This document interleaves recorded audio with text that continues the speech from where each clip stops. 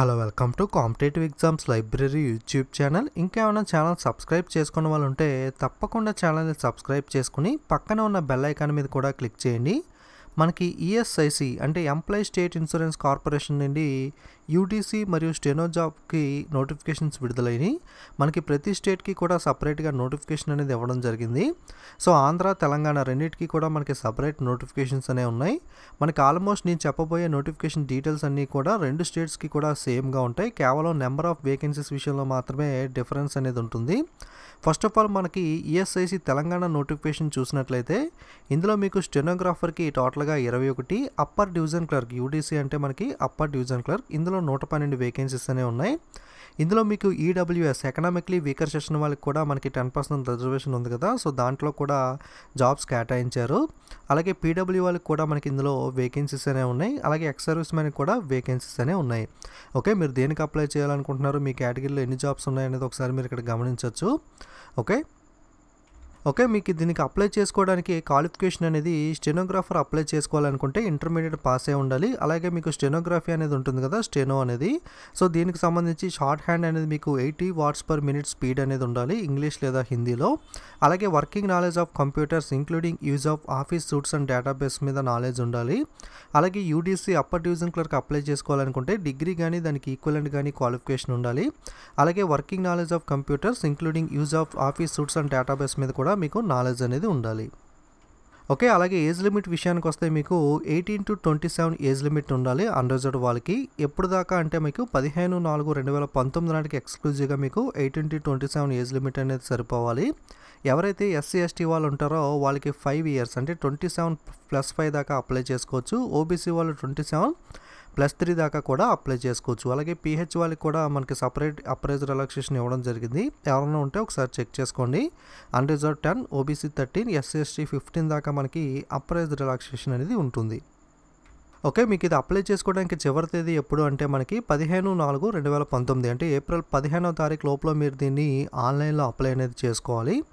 మీకు apply process ఎలా ఉంటుందంటే ఫస్ట్ మీరు ఆన్లైన్లో రిజిస్ట్రేషన్ చేసుకోవాలి. అలాగే ఫీ పేమెంట్ చేయాలి. నెక్స్ట్ డాక్యుమెంట్స్ అనేవి వాళ్ళు అడిగిన రిక్వైర్డ్ డాక్యుమెంట్స్ అనే వాటిని స్కాన్ చేసి అప్లోడ్ అనేది చేయాలి. 3 స్టెప్స్గా మీకు అప్లై ఆన్లైన్ ప్రాసెస్ అనేది ఉంటుంది. సో అప్లై ఎలా చేయాలనేది క్లియర్గా నోటిఫికేషన్లో ఇస్తారు. ఒకసారి మీరు A to Z అన్నీ కూడా చదువుకోండి. ఓకే, అలాగే ఎగ్జామినేషన్ ఫీజు విషయానికి వస్తే SC ST PWD departmental candidates కానీ female candidates ex service man వీళ్ళందరికీ కూడా ₹250 ఎగ్జామ్ ఫీజు ఉంటుంది. సో రైల్వే లాగే ఇది కూడా ₹250 ఎవరైతే పే చేస్తారో బ్యాంక్ ఛార్జెస్ డిడక్ట్ చేసుకుని ఫేజ్ 1 ఎగ్జామ్ రాసిన వాళ్ళకి మనీ అనేది రిఫండ్ ఇస్తామని చెప్పడం జరిగింది.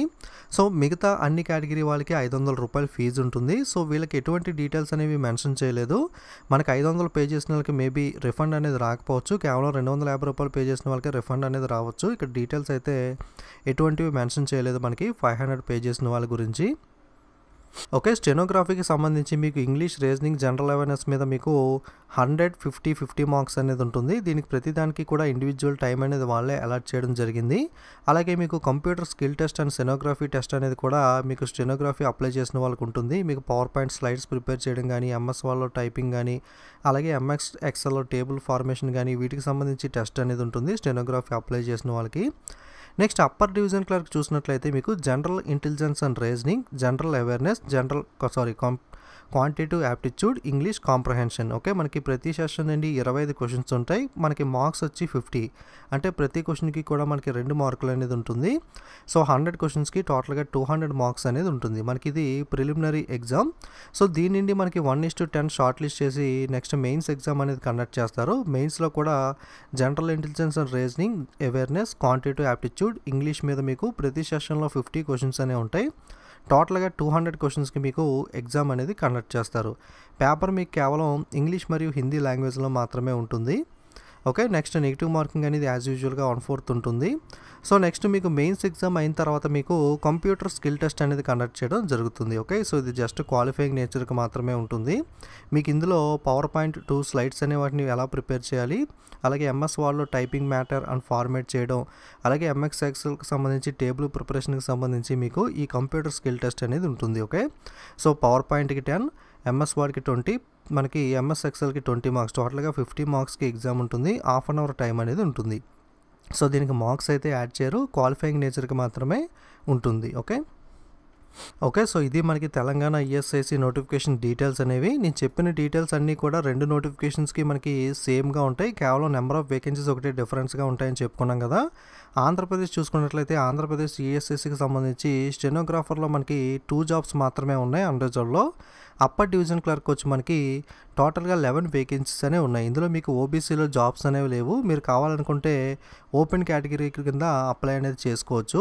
అలాగే ఈడబ్ల్యూఎస్‌కి కూడా మనకి స్టెనోగ్రఫీలో లేవు కానీ మనకి యూడీసీలో అయితే మనకి 2 వేకెన్సీస్ టోటల్‌గా మనకి 11 యూడీసీ, 2 స్టెనోగ్రఫీ జాబ్స్ అనేవి ఉన్నాయి. ఓకే. సో వేకెన్సీస్ లిస్ట్ అనేది ఇది.